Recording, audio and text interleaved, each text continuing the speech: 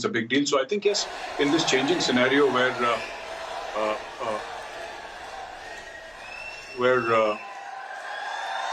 Okay, Major, just hold on to your thoughts. We can see the pictures coming in of Prime Minister having arrived at the Diaspora event in Paris, and it seems thousands gathered. France does not have a very big community of Indian expats, and for these numbers to be there shows the kind of excitement that's there. National anthem being played.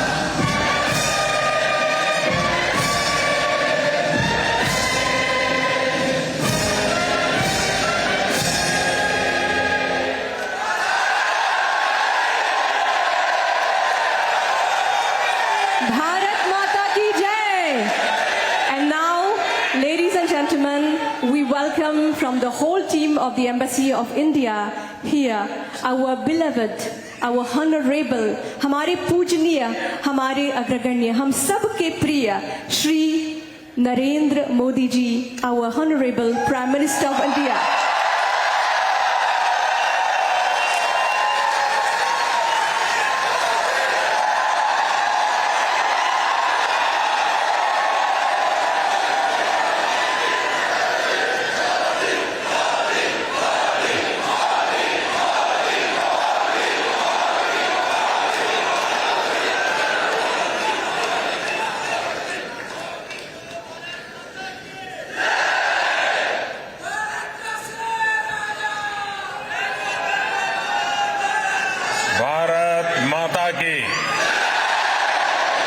Bharat माता की नमस्कार,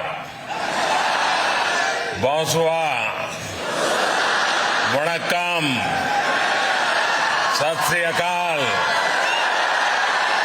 केम जो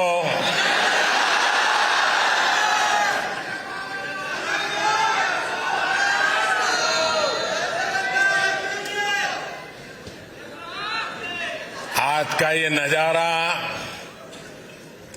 ये दृश्य अपने आप में अद्भुत है।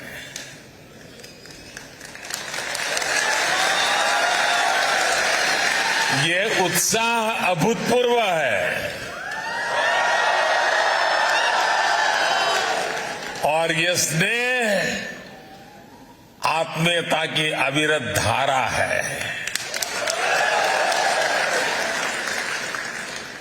ये स्वागत उल्लास से भर देने वाला है।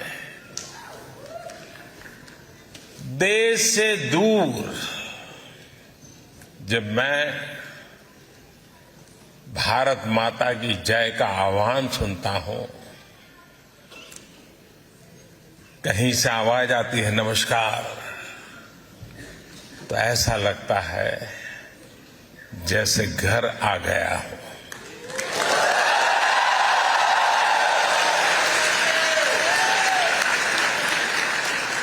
और हम भारतीय जहां भी जाते हैं एक मिनी इंडिया जरूर बना लेते हैं।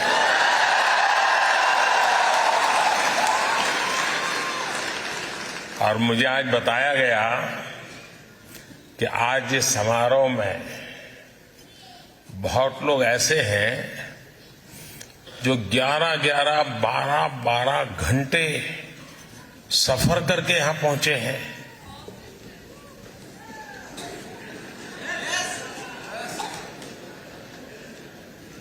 इससे बड़ा प्यार क्या हो सकता है जी?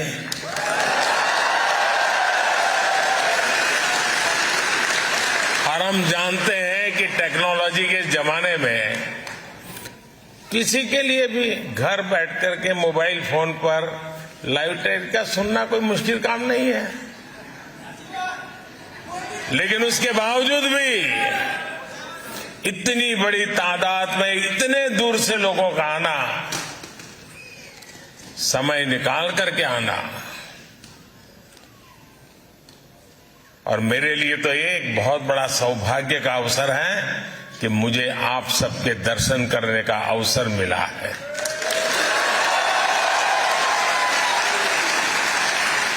मैं आप सभी का यहां आने के लिए हृदय से बहुत बहुत आभार व्यक्त करता हूं।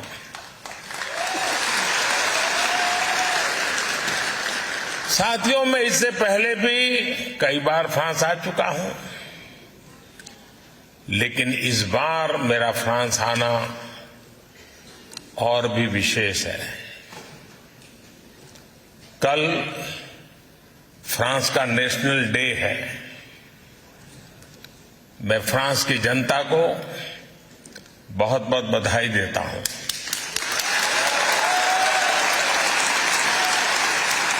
और इस महत्वपूर्ण अवसर पर मुझे आमंत्रित करने के लिए मैं फ्रांस के लोगों का हृदय से धन्यवाद करता हूं।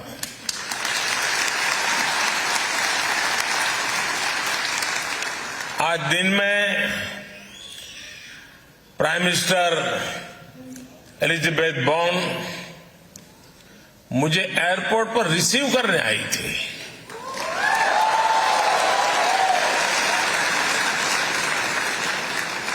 और कल मैं अपने मित्र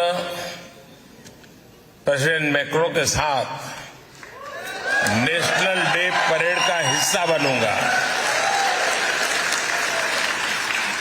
ये आत्मीयता सिर्फ दो देशों के नेताओं के बीच नहीं है, बल्कि ये भारत फ्रांस की अटूट दोस्ती का प्रतिबिंब है, रिफ्लेक्शन है।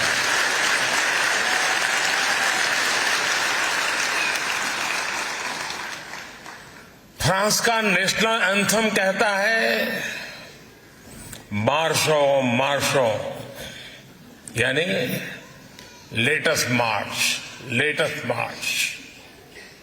हमारे यहां भी वैदिक काल से जो मंत्र हमें प्रेरणा देता रहा है वो है चरैवेति चरैवेति, यानी चलते रहिए, चलते रहिए, लेट्स मार्च, लेट्स मार्च।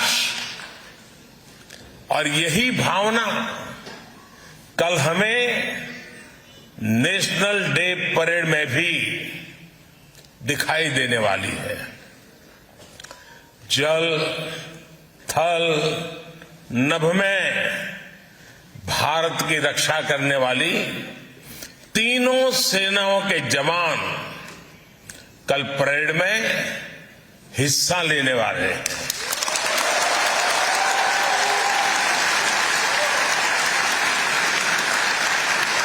और ये जो संघ है ना,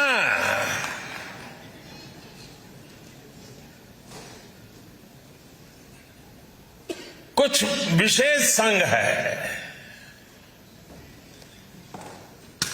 संघ भी है, अलग अलग रंग भी है, और चारों तरफ उमंग भी है। ये वाकई अद्भुत है। भारत फ्रांस की स्ट्रेटेजिक पार्टनरशिप के 25 साल के उत्सव का इससे बेहतर तरीका और क्या हो सकता है। साथियों, आज दुनिया नए वर्ल्ड ऑर्डर की तरफ बढ़ रही है। भारत का सामर्थ्य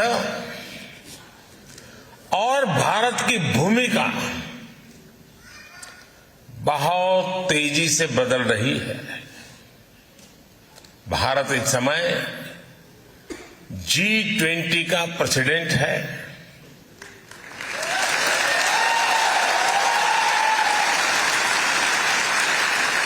पहली बार किसी देश की प्रेसिडेंसी में ऐसा हो रहा है जब उस देश के कोने कोने में 200 से ज्यादा बैठकें हो रही है। पूरा G20 समूह भारत के सामर्थ्य को देख रहा है, उससे मंत्रमुग्ध है। क्लाइमेट चेंज हो, ग्लोबल सप्लाई चेन हो, आतंकवाद हो, कट्टरवाद हो, हर चुनौती से निपटने में भारत का अनुभव, भारत का प्रयास दुनिया के लिए मददगार साबित हो रहा है।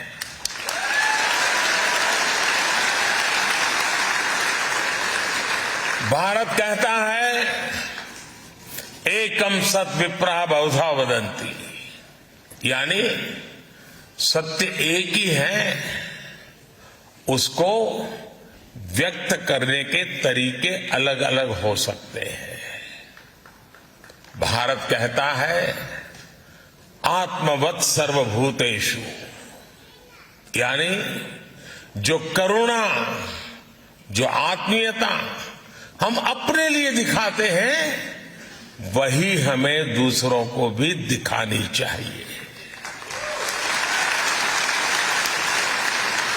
भारत कहता है, संगच्छध्वम् संवदध्वम् संवो मनांसि जानता, यानी हम सब एक साथ चले, एक साथ बोले, हमारे मन एक हो। और भारत कहता है, वसुधैव कुटुंबकम,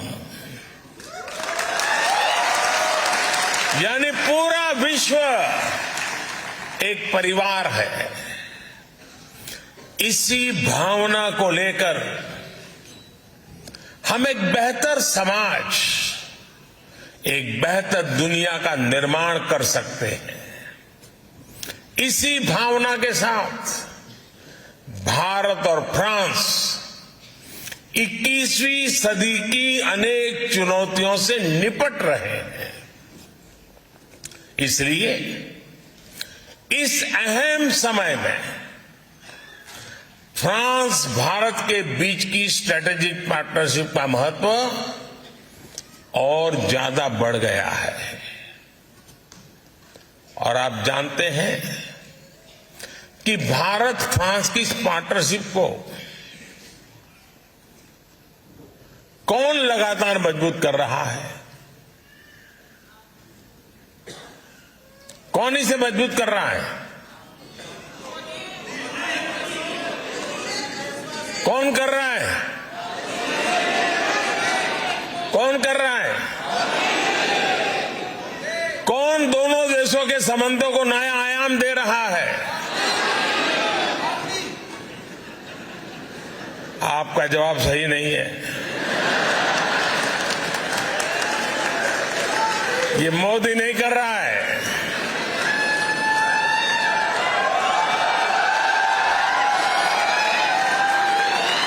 ये सब आप लोग कर रहे हैं।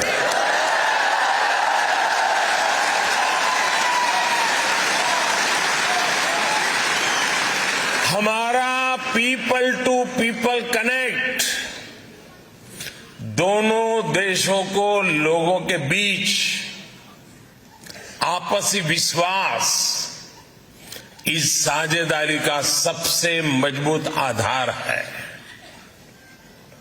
यहां नमस्ते फ्रांस फेस्टिवल होता है तो भारत में लोग बॉन्सो इंडिया का आनंद उठाते हैं। हम दोनों देशों की हेरिटेज हो या हिस्ट्री, आर्ट हो या एस्थेटिक्स, क्राफ्ट हो या क्रिएटिविटी, कुजीन हो या कल्चर, फैशन हो या फिल्म, ये सब हमें जोड़ते हैं, ये सब हमें साथ लाते हैं। फ्रांस के फुटबॉलर उनकी पॉपुलैरिटी तो आप इंडिया आकर के देखिए। किलियन मापे के जितने फ्रेंड्स फ्रांस में नहीं होंगे, उससे ज्यादा वो भारत के युवाओं में सुपरहिट है।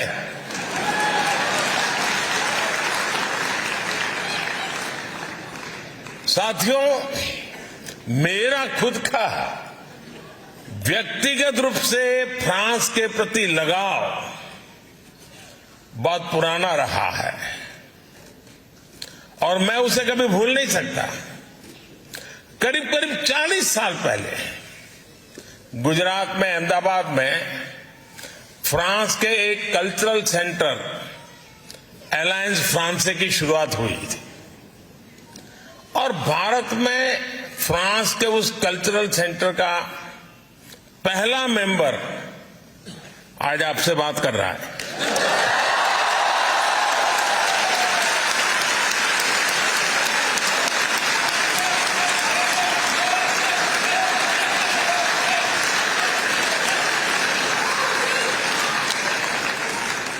और मजा इस बात की है कि कुछ साल पहले फ्रांस सरकार ने पुराने रिकॉर्ड्स में से मेरा वहां का आई कार्ड वो निकालकर उसका जेरोक्स मुझे दिया था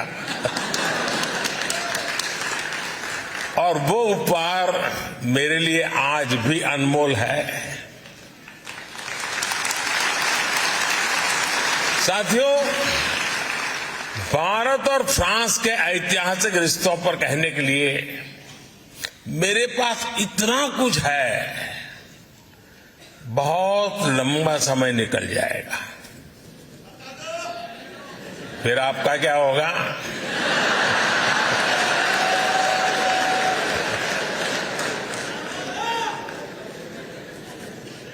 मैं जब 2015 में फ्रांस आया था, नौ शपेल गया था, तब मैंने वहां प्रथम विश्व युद्ध में शहीद हुए हजारों भारतीय सैनिकों को श्रद्धांजलि दी थी।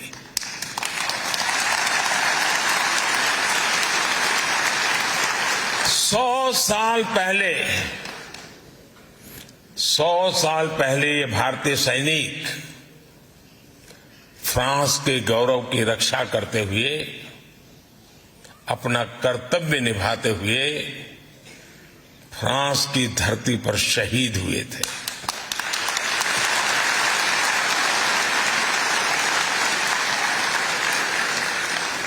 तब ये बड़ी इमोशनल पल है दोस्तों। तब जिन रेजिमेंट से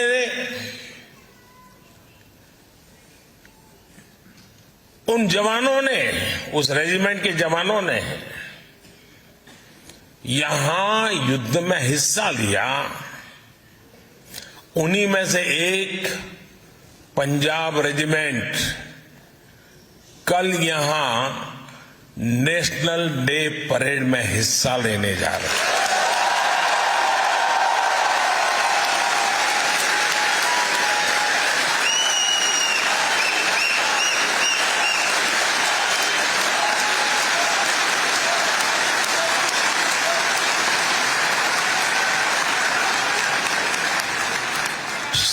साल का ये इमोशनल कनेक्ट सर्वोच्च बलिदान देने की परंपरा किसी की भलाई के लिए, ये कितनी बड़ी प्रेरणा है दोस्तों। कौन हिंदुस्तानी होगा जिसको इस बात का गर्व न हो।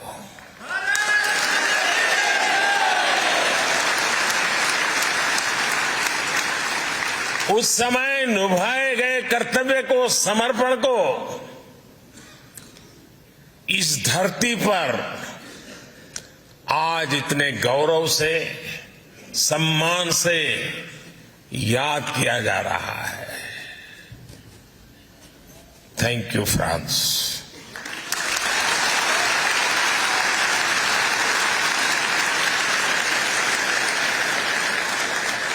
मुझे विश्वास है आज आप भारत फ्रांस के संबंधों को मजबूत बनाने के लिए जो कुछ कर रहे हैं, उस योगदान को मैं आपको बता रहा हूं, आपके लिए कह रहा हूं। आज आप जो कर रहे हैं, उस कर्तव्य भाव को इतिहास में स्वर्ण अक्षरों में लिखा जाएगा।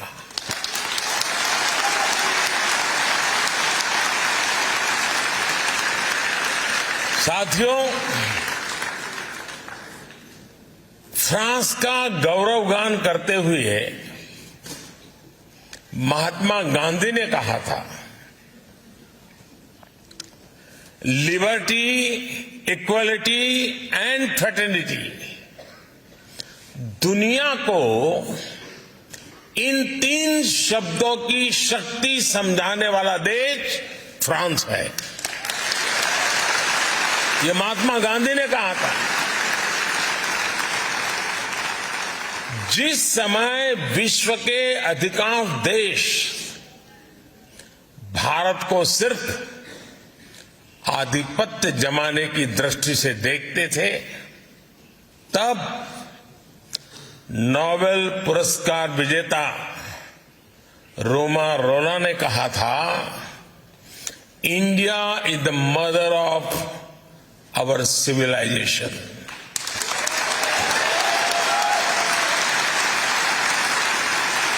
भारत का हजारों वर्ष पुराना इतिहास, भारत का अनुभव विश्व कल्याण के लिए भारत के प्रयासों का दायरा बहुत बड़ा है। भारत मदर ऑफ डेमोक्रेसी है और भारत मॉडल ऑफ डायवर्सिटी भी है। ये हमारी बहुत बड़ी शक्ति है, बहुत बड़ी ताकत है। मैं आपको एक उदाहरण देता हूं, एक एग्जाम्पल देना चाहता हूं। साथियों, हमारे यहां कहावत है कि कोस कोस पर बदले पानी, 4 कोस पर वाणी। यानी हर कुछ दूरी पर भारत में पानी का स्वाद बदल जाता है और वाणी यानी लैंग्वेज भी बदल जाती है।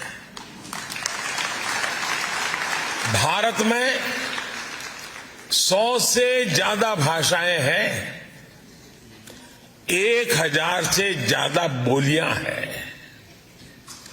इन 100 से ज्यादा भाषाओं में हर रोज 32,000 अलग अलग न्यूज़पेपर छपा करते हैं।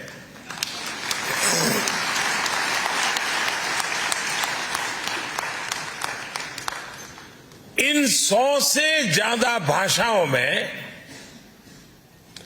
900 से ज्यादा न्यूज ब्रॉडकास्ट यानी चैनल्स पर, टीवी पर न्यूज ब्रॉडकास्ट होते हैं।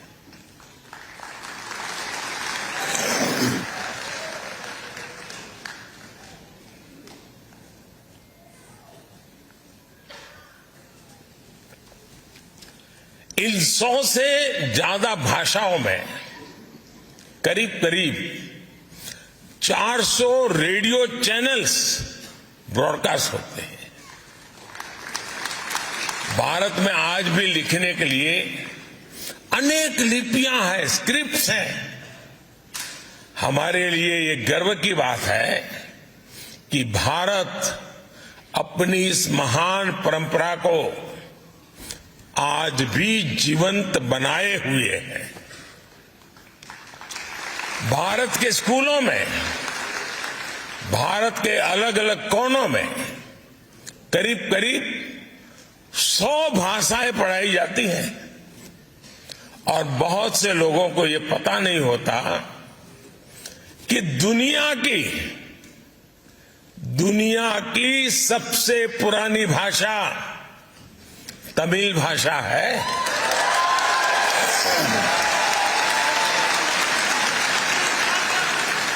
और इससे बड़ा गर्व क्या हो सकता है कि दुनिया की सबसे पुरानी तमिल भाषा भारत की भाषा है, हम भारतीयों की भाषा है।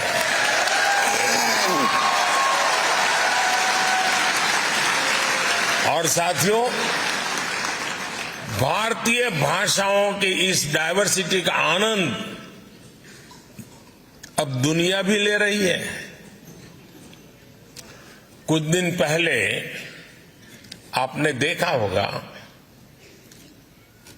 टेनिस लीजेंड रॉजर फेडरर को विंबलडन ने थलाइवा कहा था।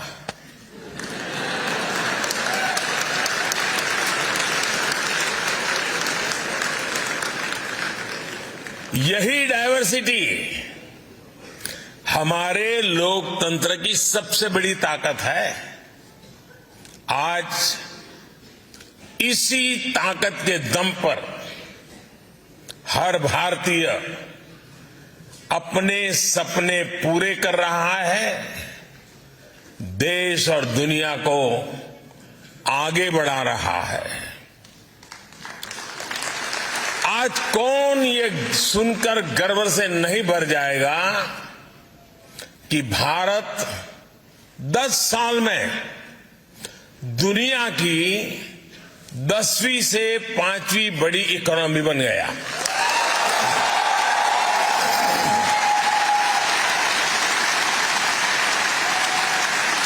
और ये गर्व सिर्फ भारतीयों को ही नहीं होता है, आज पूरी दुनिया ये विश्वास करने लगी है कि भारत को $5 ट्रिलियन इकोनॉमी बनने में देर नहीं लगेगी।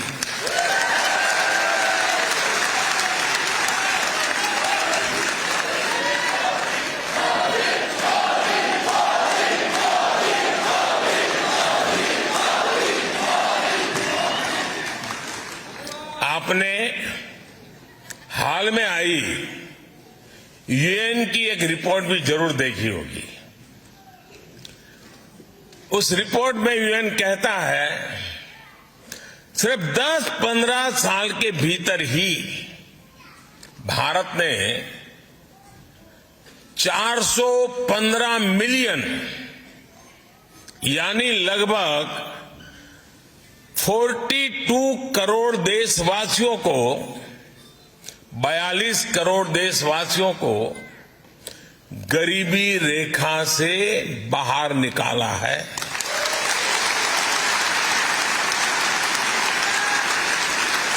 आप कल्पना कर सकते हैं 415 मिलियन 415 मिलियन यानी ये पूरे यूरोप की पॉपुलेशन से भी ज्यादा है।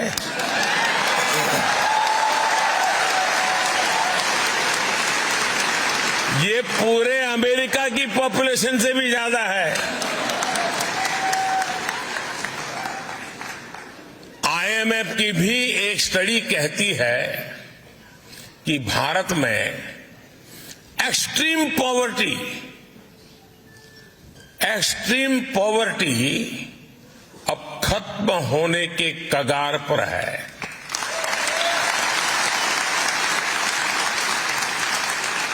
भारत जब इतना बड़ा काम करता है तो इसका फायदा सिर्फ हमें ही नहीं, सिर्फ भारत को ही फायदा होता है ऐसा नहीं, लेकिन पूरी मानवता को लाभ होता है। भारत के आगे बढ़ने से दुनिया के डेवलपमेंट पैरामीटर्स बदलते हैं, उनमें सुधार में एक उछाल आ जाता है और दुनिया के दूसरे गरीब देशों को भी विश्वास आता है कि हां, हालात बदल सकते हैं, गरीबी दूर हो सकती है। साथियों, फ्रांस की ये धरती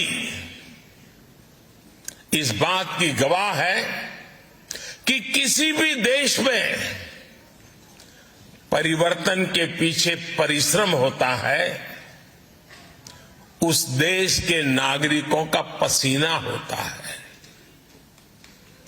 भारत की धरती भी आज एक बड़े परिवर्तन का गवाह बन रही है। इस परिवर्तन की कमान भारत के नागरिकों के पास है, भारत की बहनों बेटियों के पास है, भारत के युवाओं के पास है।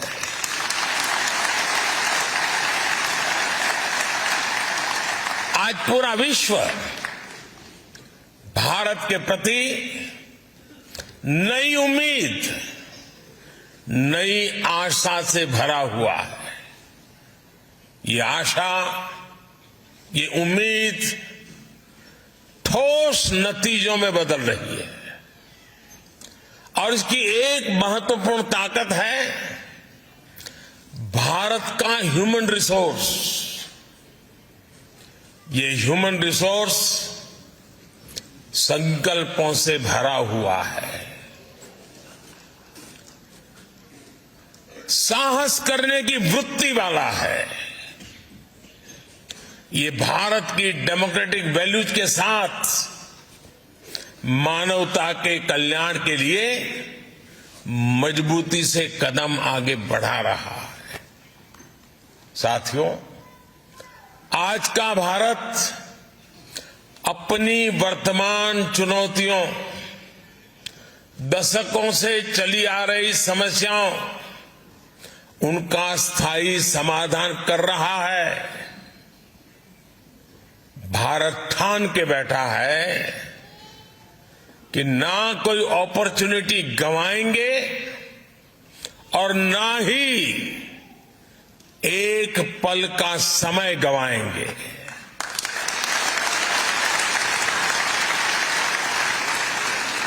हम पूरी ताकत से देश के भविष्य को उज्जवल बनाने, आने वाली पीढ़ियों के भविष्य को उज्जवल बनाने में जुटे हैं। और मेरे साथियों, मैं आपको कहना चाहता हूं, मेरी तरफ से कहना चाहता हूं, मैं भी संकल्प लेकर के निकला हूं।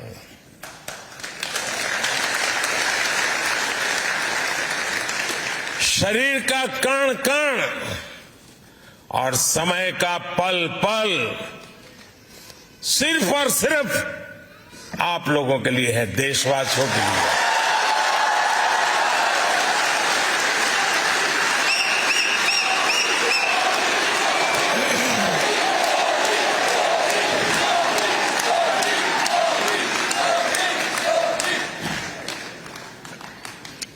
साथियों, आज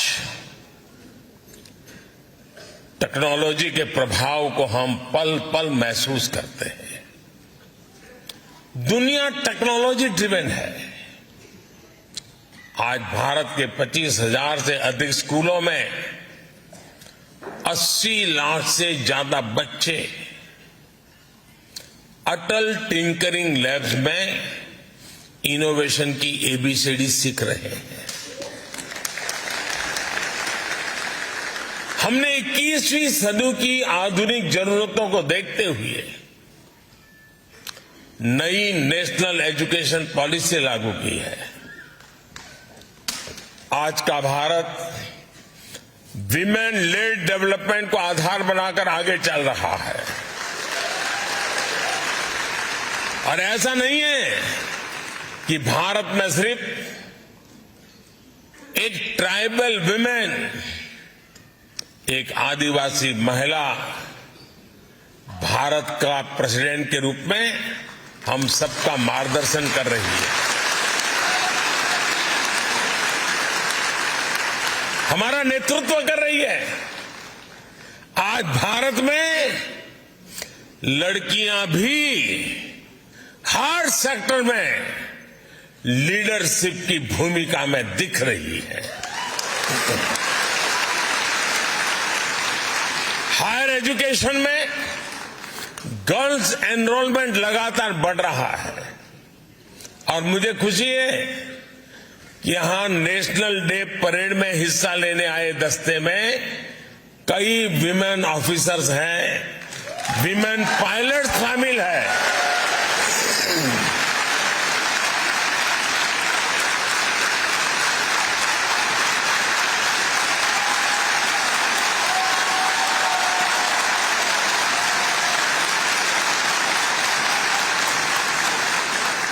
साथियों, 21वीं सदी की दुनिया टेक्नोलॉजी और टैलेंट के दम पर ही आगे बढ़ेगी। भारत और फ्रांस के बीच साझेदारी का ये बहुत बड़ा आधार है। हमारा स्पेस प्रोग्राम इसका प्रमाण है। थुम्बा में जब साउडिंग रॉकेट स्टेशन के निर्माण की बात आई तो फ्रांस ही था जो मदद के लिए आगे आया।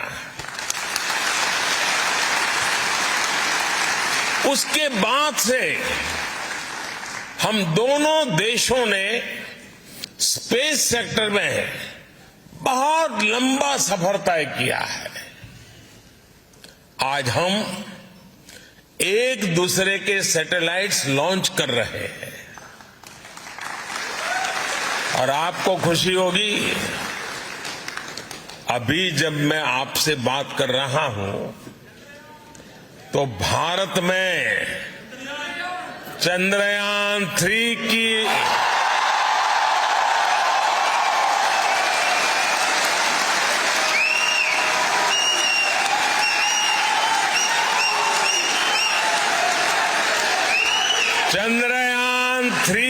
लॉन्चिंग के लिए रिवर्स काउंटिंग की गूंज सुनाई दे रही है। कुछ ही घंटों बाद भारत के श्रीहरिकोटा से ये ऐतिहासिक लॉन्च होने जा रहा है। साथियों, स्पेस की तरह ही ऐसे अनेक सेक्टर्स हैं जिसमें भारत और फ्रांस की पार्टनरशिप दुनिया को नई दिशा देने में मदद कर सकती है। इंटरनेशनल सोलर अलायंस दुनिया को बहुत कुछ देने का सामर्थ्य रखता है। अब ऐसी पार्टनरशिप हम clean energy, critical and strategic technologies, clean transportation, electronics and communications, circular economy, health and nutrition, ऐसे कई सेक्टर में, हर सेक्टर में सशक्त करने का काम साथ मिलकर कर रहे हैं। बहुत कम लोगों को पता होगा, भारत और फ्रांस मिलकर बहुत लंबे समय से आर्कियोलॉजिकल मिशन पर भी काम कर रहे हैं और इसका विस्तार चंडीगढ़ से लेकर लद्दाख तक फैला हुआ है। साथियों, भारत फ्रांस पार्टनरशिप को मजबूत करने वाला एक और सेक्टर है डिजिटल इंफ्रास्ट्रक्चर। ये इंडस्ट्री 4.0 उसका भी बहुत बड़ा आधार है। आज दुनिया का, और आपको जरूर गर्व होगा ये सुन करके, आज दुनिया का 46% real time digital transaction Bharat में होता है।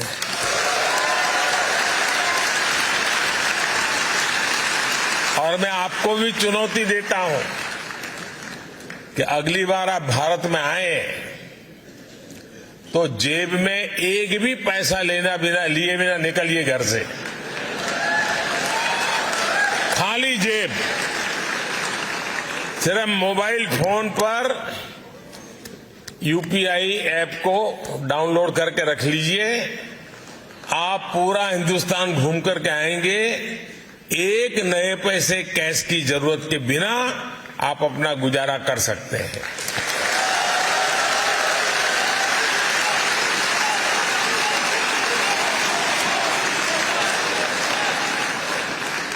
आज भारत में बैंकिंग सर्विस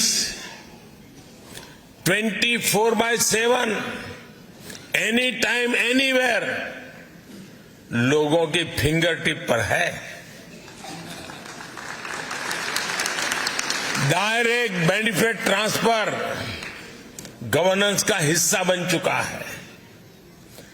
भारत का यूपीआई हो या फिर दूसरे डिजिटल प्लेटफॉर्म्स, ये देश में बहुत बड़ा सोशल ट्रांसफॉर्मेशन लाए हैं। और मुझे खुशी है कि भारत फ्रांस इस दिशा में भी मिलकर काम कर रहे थे। फ्रांस में भारत के यूपीआई के उपयोग को लेकर भी समझौता हो गया है।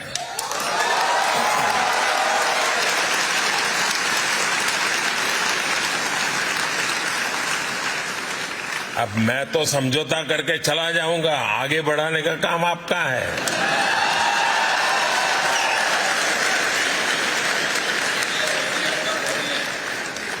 साथियों, आने वाले दिनों में इसकी शुरुआत आईफेल टावर से की जाएगी। यानी अब भारतीय टूरिस्ट मोबाइल ऐप के जरिए आईफेल टावर में रुपये में भुगतान कर पाएगा।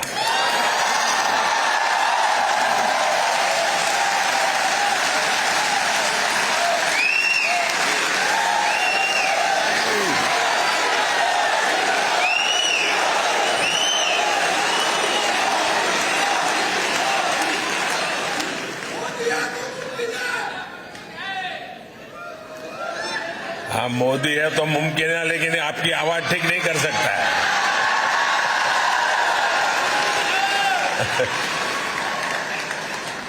साथियों, अब से कुछ देर बाद यहां, यानी कुछ हफ्ते महीने लग सकते हैं, यहां सरजी प्रीफेक्चर में भारत के महान संत तिरुवल्लुवर जी की प्रतिमा स्थापित की जा रही है।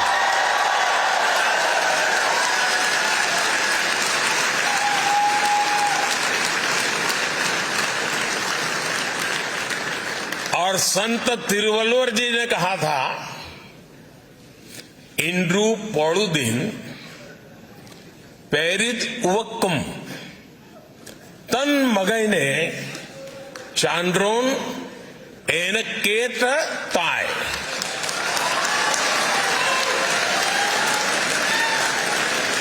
तमिल भाषी वाले मित्र तो समझ गए, लेकिन औरों को बताता हूं, इसका अर्थ बहुत ही मार्मिक है।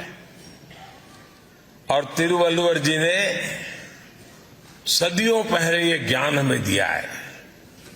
इसका मतलब है जब एक मां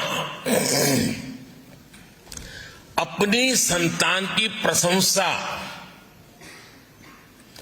एक विद्वान के रूप में सुनती है तो मां को इतना आनंद होता है, मां इतनी खुश होती है जितना उसके जन्म के समय भी नहीं हुई थी। यानी संतान के जन्म पर जितनी खुशी हुई उससे ज्यादा खुशी जनता की अपने संतान की सफलता पर होती है। मां के लिए कहा है। और इसलिए जब आप विदेश में नाम कमाते हैं, जब दुनिया आपकी प्रशंसा करती है तो मां भारती को भी वैसी ही खुशी होती है।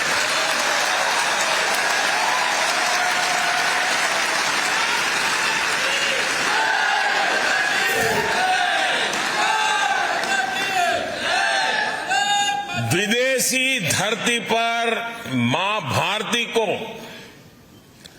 अपने हृदय में रखने वाली मां भारती के हर संतान को मैं भारत का ब्रांड एम्बेसडर मानता हूं।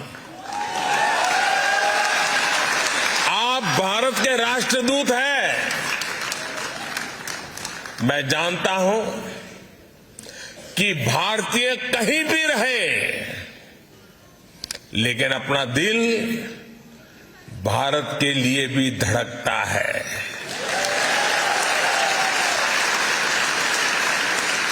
मैं अभी स्पेस की चर्चा कर रहा था और चिल्ला रहे थे आप लोग चंद्रयान चंद्रयान चंद्रयान। मतलब आप है यहां लेकिन दिल आपका चंद्रयान में लगा हुआ है।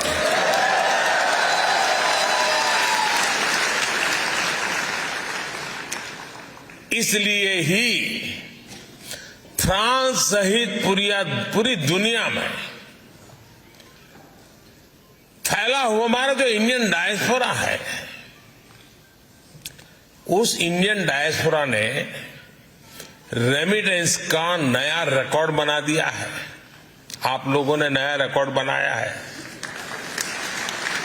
बताऊं आपको? आपको पता नहीं है ना? हाँ। कोई बात नहीं, आपके पराक्रम के गीत भी मैं गाता रहता हूं।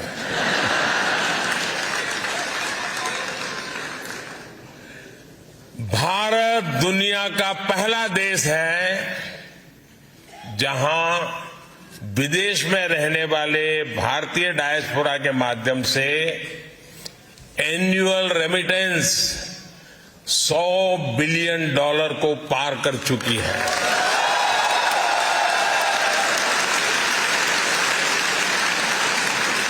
और खुशी की बात है कि आपका ये योगदान निरंतर बढ़ रहा है। लेकिन मेरा आपसे एक और आग्रह है। मैं आपसे आग्रह तो कर सकता हूं ना?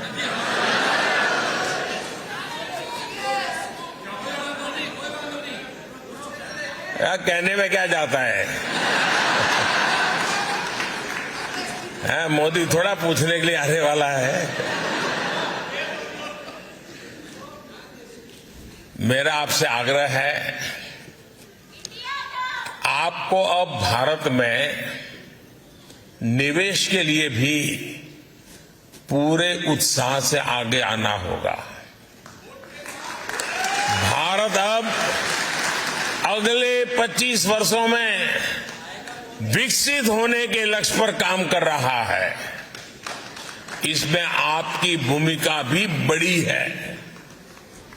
आप जिस भी सेक्टर में काम कर रहे हैं उससे जुड़ी संभावनाओं को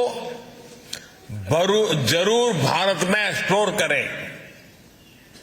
आज हर इंटरनेशनल एजेंसी कह रही है कि भारत आगे बढ़ रहा है, भारत ब्राइट स्पॉट है। भारत में इन्वेस्टमेंट की अभूतपूर्व अपॉर्चुनिटी बन रही है। आप भारत में इन्वेस्ट करिए। और आप जब कह रहा हूं ना, तो बाद में शिकायत मत करना कि मोदी ने तो बताया ही नहीं था। अभी अवसर है, और मैंने तो लाल किले से कहा था, यही समय है, सही समय है।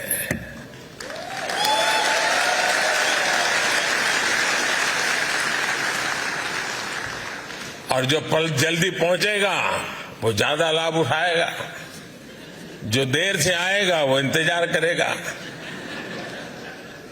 अब मौका लेना, कितना जल्दी लेना है, आप पर मैं छोड़ देता हूं। साथियों, इसलिए आइए और भारत में निवेश करिए। भारत सरकार विदेशों में बसे या काम कर रहे भारतीयों की सुविधा और सुरक्षा, इसके लिए भी पूरी तरह कमिटेड है। जंग का मैदान हो या फिर प्राकृतिक आपदा, भारत अपने नागरिकों को संकट में देखकर सबसे पहले एक्शन में आता है। यूक्रेन हो या सूडान, यमन हो या अफगानिस्तान, इराक हो या नेपाल, हमने भारतीयों की सुरक्षा के लिए पूरी ताकत लगाई है। विदेश में रह रहा हर भारतीय हमारे लिए उतनी ही प्राथमिकता है जितना हिंदुस्तान में रहने वाला मेरा देशवासी है।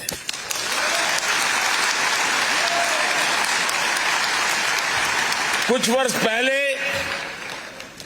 जब नीति आयोग बना तो हमने इंडियन डायस्पोरा के सामर्थ्य और योगदान को उचित स्थान दिया है। इसमें मुझे कहते हुए खुशी है कि रीयूनियन आइलैंड में ओसीआई कार्ड को लेकर जो दिक्कतें थी, अब वो दूर हो गई है।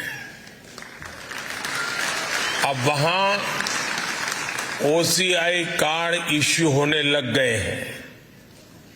अब हम कोशिश कर रहे हैं कि मार्टिनिक और ग्वादेलूप में भी इसका समाधान निकाला जाए। साथियों, फ्रांस सहित अनेक देशों में अनेक साथी ऐसे हैं जो एकेडमिक से जुड़े हैं, रिसर्च से जुड़े हैं, टीचर है, प्रोफेसर्स हैं।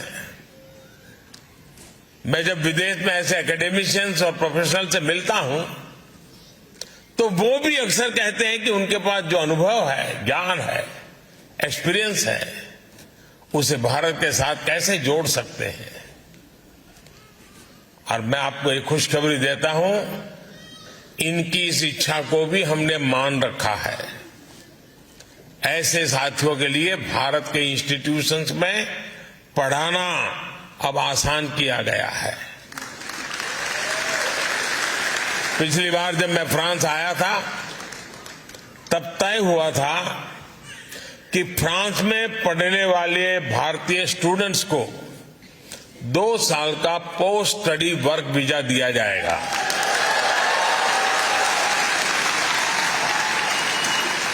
अब ये भी निर्णय लिया गया है कि फ्रांस में मास्टर्स करने वाले भारतीयों को 5 साल का long term post study visa दिया जाएगा।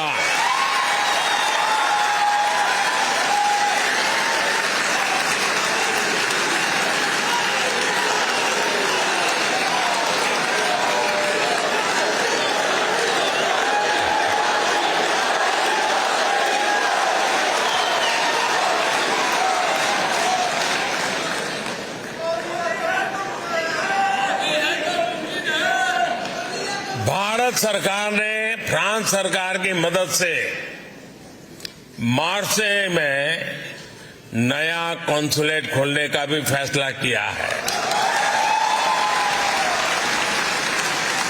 इससे भी आप सभी की सुविधा और बढ़ेगी। साथियों, मेरा फ्रांस के अपने दोस्तों से, यहां के नागरिकों से एक और आग्रह भी है। भारत इतना विशाल है, इतनी विविधताओं से भरा है कि हम भारतवासियों के लिए भी इसे पूरी तरह से देखने समझने के लिए एक जन्म कम पड़ जाता है। ऐसे विशाल भारत को देखने के लिए आज दुनिया उत्सुक है। आपको अपने इंटरेस्ट का कुछ न कुछ भारत में अवश्य मिलेगा। भारत में टूरिज्म का विस्तार साइट सीइंग से कहीं ज्यादा है। आप भारत की डायवर्सिटी देखेंगे तो भारत के दीवाने हो जाएंगे। हिमालय की ऊंची ऊंची पहाड़ियों से लेकर घने जंगलों तक, तपते रेगिस्तान से लेकर खूबसूरत समुद्र तटों तक, एडवेंचर स्पोर्ट से लेकर ध्यान और योग उसके केंद्रों तक, भारत के पास हर किसी के लिए कुछ न कुछ देने के लिए है। भारत के इस डायवर्सिटी को फील करने के लिए, उसे समझने के लिए हमारे फ्रेंच दोस्तों को भारत लाना ये आप सबकी जिम्मेवारी है।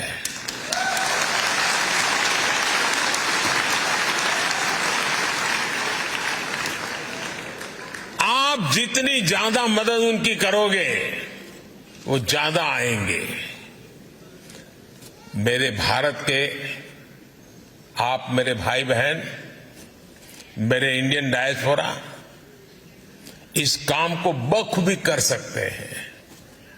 जिस तरह मोबाइल में या कंप्यूटर में एक्सेस कोड या पासवर्ड डालने के बाद एक नई दुनिया खुल जाती है, वैसे ही इंडियन डायस्पोरा भारत का एक्सेस कोड है, पासवर्ड है।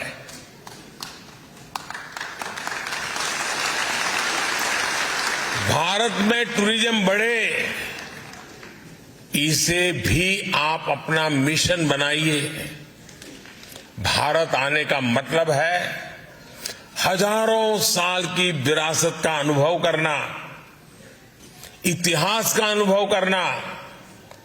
आप भारत आएंगे तो भारत की विरासत के साथ साथ ही विकास की भी गति देखेंगे।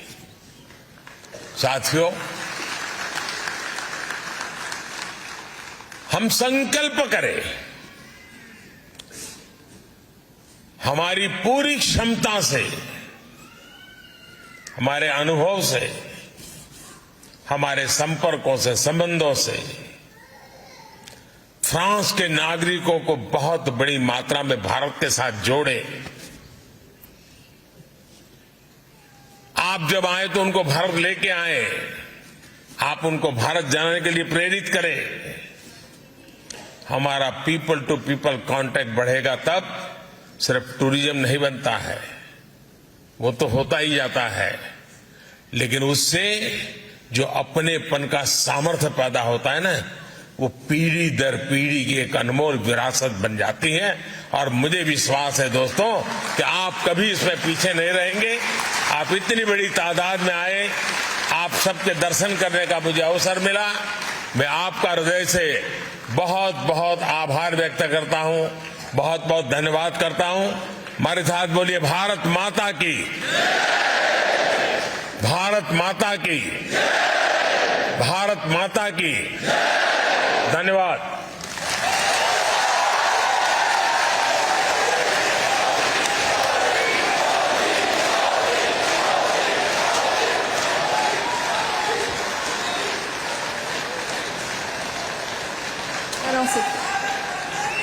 हमारे प्रधानमंत्री prime minister honourable Narendra Modi को हम धन्यवाद देते हैं। उनके भावपूर्ण, हृदय स्पर्शक एवं प्रेरणापूर्ण इस शब्दों के लिए हम धन्यवाद देते हैं। We thank our honourable prime minister du fond du cœur। On remercie notre premier ministre de l'Inde, Shri Narendra Modi ji. Vande Mataram et vive la France et vive la collaboration avec les diasporas indiennes. Thank you so much to all of you for being here today.